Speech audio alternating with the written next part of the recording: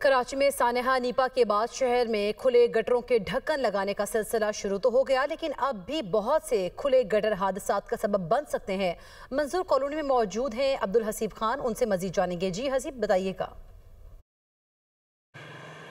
जी बिल्कुल, सानेहा नीपा के बाद शहर के मुख्तलिफ मकामात पर खुले गटरों के ढक्कन लगाए जाने का सिलसिला शुरू हुआ था, लेकिन अब भी बहुत से ऐसे मकामात हैं जहां पर खुले गटर कई हादसात के जो है वो जन्म दे सकते हैं और उनको फौरी तौर पर कवर किया जाना ज़रूरी है। मैं इस वक्त मौजूद हूँ, मंजूर कॉलोनी का इलाका है और जिस मुकाम पर मैं मौजूद हूँ यहाँ पर चंद कदम के फासले पर एक मदरसा है और उसके चंद कदम के फासले पर एक स्कूल है जहाँ पर बड़ी तादाद बच्चों की जो है वो पढ़ने के लिए आती है। शहरी हमारे साथ मौजूद हैं, उनसे हम जानते हैं सूरत हाल है क्या।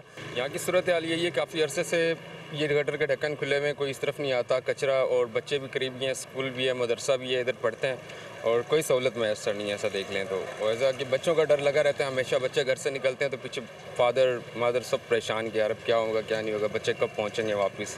ये सिचुएशन काफ़ी अरसे से चल रही है। बिल्कुल यही सूरत हाल यहाँ पर भी हमने देखी। मंजूर कॉलोनी में जो है वो गुज़िश्ता रोज़ जो एक रिंग लगाया गया था वो आज जो है वो रिंग भी टूटा हुआ है और उसके ऊपर ढक्कन मौजूद नहीं है। तो शहरी ये मुतालबा भी करते हैं कि जल्द से जल्द जो है वो इन तमाम खुले मैन होल्स को जो है वो कवर किया जाए ताकि मुस्तकबिल में किसी सानिया या किसी हादसे से जो है वो रोका जा सके। जी।